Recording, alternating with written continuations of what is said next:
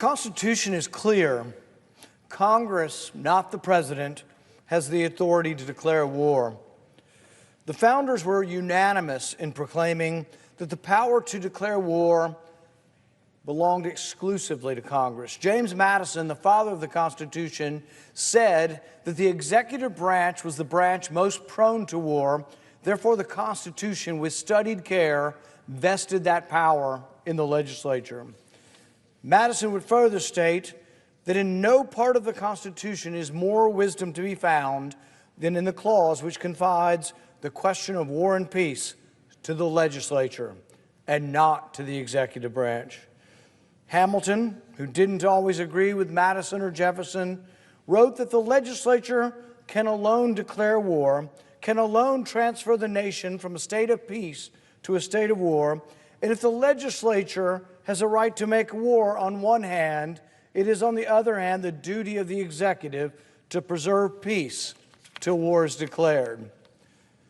Madison and Hamilton had very different visions of executive power, yet they both agreed that it was vitally important to entrust the power to declare war to Congress, not the executive branch. George Washington remarked that the Constitution vests the power of declaring war with Congress.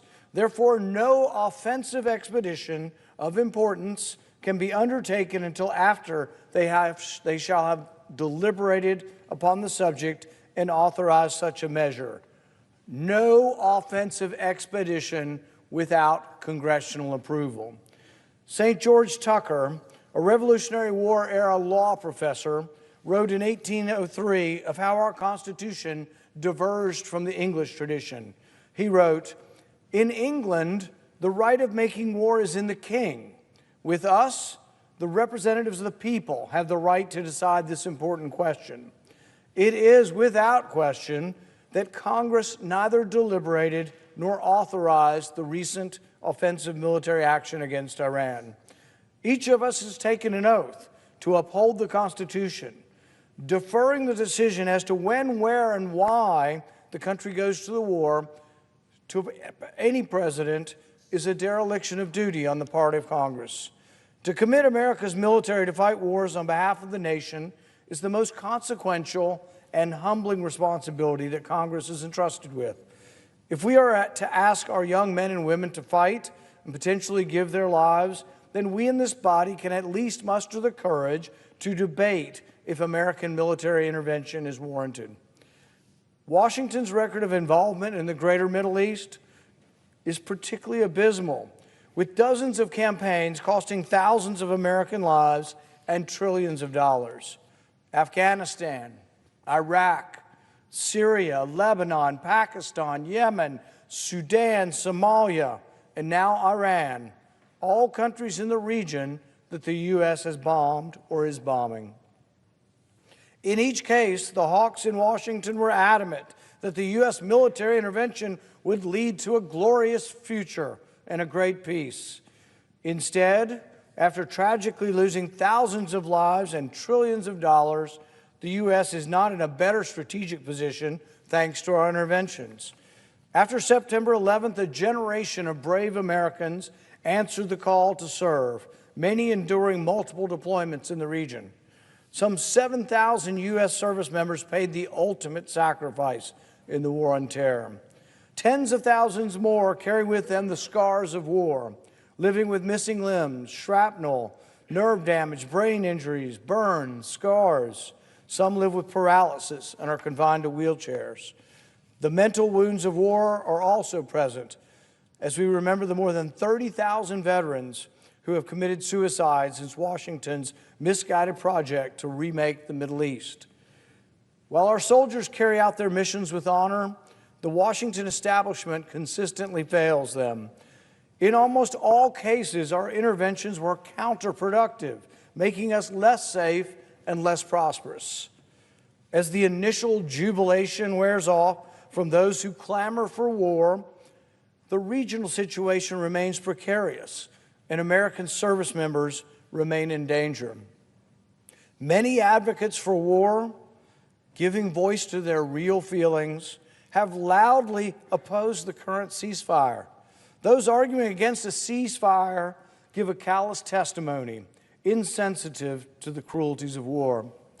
Some 40,000 U.S. troops are scattered throughout the Middle East as we speak, some on large established bases, others on isolated outposts. It is impossible to ensure all these locations have adequate air and missile defense capabilities. Our troop presence in the region is therefore a significant liability, allowing Iran and its proxies an opportunity to target Americans, which they otherwise would not have. Yet the Washington foreign policy establishment seems content to allow our service members to serve as sitting ducks. Should American soldiers get wounded or, God forbid, killed in a retaliatory strike, the calls for war emanating from Washington will surely be deafening. History is replete with examples of leaders who, in their hubris, thought they could shape the fate of nations, but were subsequently proven wrong as events ended up controlling them. Our own country sadly experienced this during Vietnam. The needless tragedy of that war, in which 58,000 Americans paid the ultimate sacrifice, led Congress to pass the War Powers Resolution we debate today.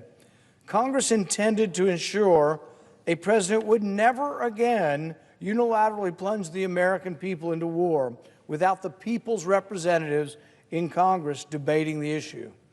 We owe to all Americans who have worn the uniform to honor that humbling responsibility. Moreover, despite the tactical success of our strikes, they may end up proving to be a strategic failure. It is unclear if this intervention will fully curtail Iran's nuclear aspirations, or, in fact, whether the Iranians may well conclude to double down on their efforts to obtain a nuclear weapon. At this time, it is unknown. The lesson Tehran and other unsavory regimes around the world may learn is that the only way to deter a strike is to maintain a nuclear deterrent. Pandora's box has been opened, and the consequences remain to be seen. Congress must now focus its efforts on de-escalation and preventing the call for regime change, the consequences of which, if applied to Iran, risk the total destabilization of the Middle East.